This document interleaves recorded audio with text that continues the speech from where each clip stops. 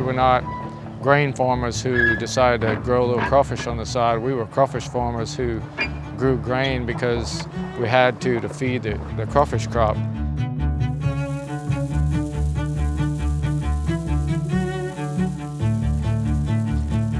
The most critical time of the rice crop is harvest. When you get a window to harvest, you gotta move fast, and you can't afford to stop.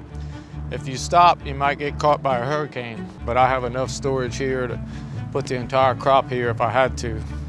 My dad was farming in the 70s, and these 6 rice bins held his entire crop. These 2 both have rice in them. When this entire complex is full, there's over 9 million pounds of rice. So there's a lot of trucks to get this place empty. And this is not unique. I mean, just about every rice farm, you know, in South Louisiana has a set of grain bins, but it's kind of cool to see the inside of it. My great Uncle John Meleck was a family patriarch. He and his brothers and sisters, they settled right here in Branch in the late 1870s. There was a lot of people that grew a style of rice called Providence rice, and you would hold the winter rains on a high ground, and then you would plant rice in the low ground. I don't know how much it was done, but we did it on this farm, and my grandfather drug us around on the farm and told us all these stories about Uncle John. And so it just stuck in my head, and whenever we were looking for a name, it just was a natural, named after my great Uncle John. There's been multiple cycles during that 100+ years where rice was just not worth much. But I just became frustrated probably 5 or 6 years ago that, you know, what can we do with this stuff? How can we add value to it? We were brainstorming one day, and I said, I wonder if you can make vodka with this stuff. And sure enough, you can.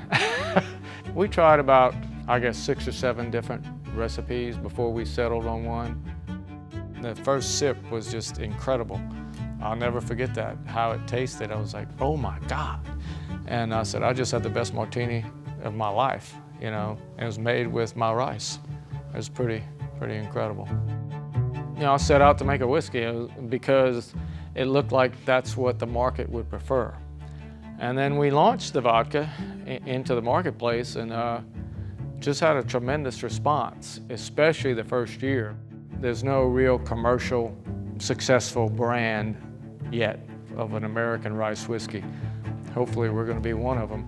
My guess is some of these will be here for 4 years before they ever get dumped, and some of them might be here for 10 years or longer. If we continue on the pace we're on, we'll be building another barrel warehouse somewhere out here, I'm not sure where.